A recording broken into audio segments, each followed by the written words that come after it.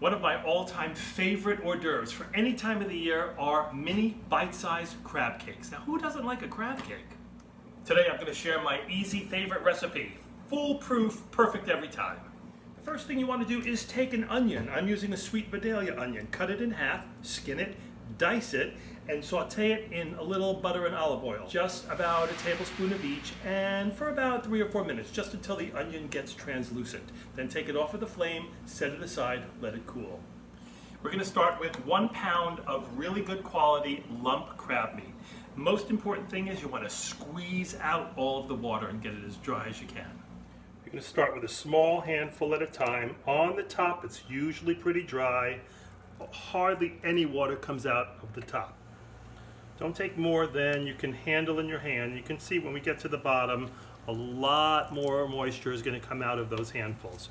Just squeeze it as hard as you can. You don't want them to be all moist because it'll just make for a soggy crab cake, and we don't want that. Once you've got that all drained and strained, we're just going to break up those clumps and loosen them so that they can absorb all of the ingredients we're going to add to it. Now we assemble our ingredients. I'm going to add my crab to that cooled down half of diced sauteed onion. Spread that out so you can get all your ingredients in there. I'm going to add 2 tablespoons of mayonnaise, or mayonnaise as my friend Dee likes to call it. About a teaspoon of mustard. We're going to do about 1/4 cup of plain breadcrumbs, a couple of shots of your favorite hot sauce. I do about that much. About a teaspoon or 2 of fresh lemon juice. To that we'll add about a teaspoon or a tablespoon of fresh chopped parsley. And finally, 1 egg. Give it a good mix.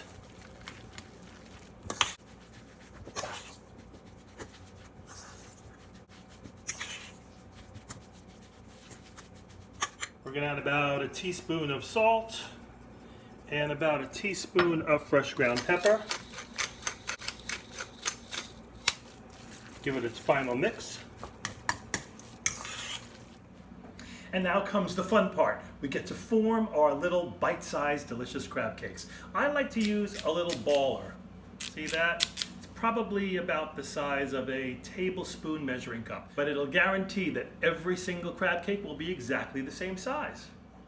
We're going to fill about a level portion of the crab, scoop it into your hand, roll it into a little ball, and flatten it out. Turn as you go so that the sides are flat and the top is flat, and you make a perfect little patty. Just dredge that once in some plain flour, and there you are. Set it aside until it's time to fry.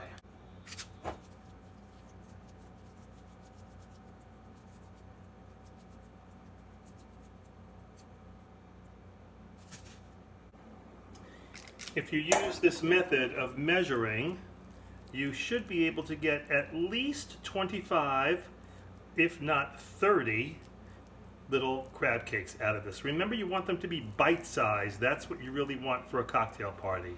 I got 30, so I'm pleased. You're going to want to pop these into the fridge for at least a half an hour, maybe 40 minutes, just to firm them up, because you've been working with your hands. They're kind of get a little warm, and if they're cool and chilled and firm, they'll saute even better. I'm going to start with about 2 tablespoons of softened, unsweetened butter, and maybe twice around with some good olive oil for my saute. Now, especially if you're having these for dinner and you're making bigger ones, you can always broil these, and they're, well, a little healthier. But for an hors d'oeuvre, saute them in butter. It's so much more delicious that way. Once you start to hear that sizzle, you know they are ready. Now, these are nice and firm. They've been in the fridge for a good half an hour. I'm going to put half my batch in, about 15 of the crab cakes, until they are golden brown on one side. I'd say about 4 or 5 minutes. After 5 minutes, you can see that these are perfectly beautiful golden brown, ready to be turned.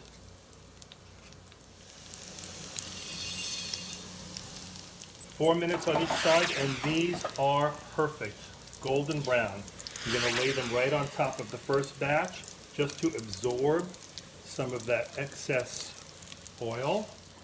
Our last batch is ready. So you want to lay these between layers of paper towel just to absorb the excess oil. You don't want them to sit there for too long, because once that paper towel looks like it's absorbed all the oil, it's a good idea to take them out.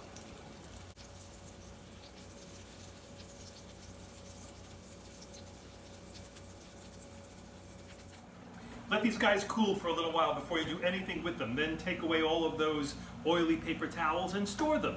You can serve them later, serve them warm, put them in a toaster oven if you like, instead of heating up the entire kitchen with your oven. I like to squirt a little remoulade sauce on top. Delicious. You'll find that recipe in a previous What Would Michael Do. By the way, these freeze beautifully if you want to make them ahead and serve them at a party later on, which is exactly what I'm going to do.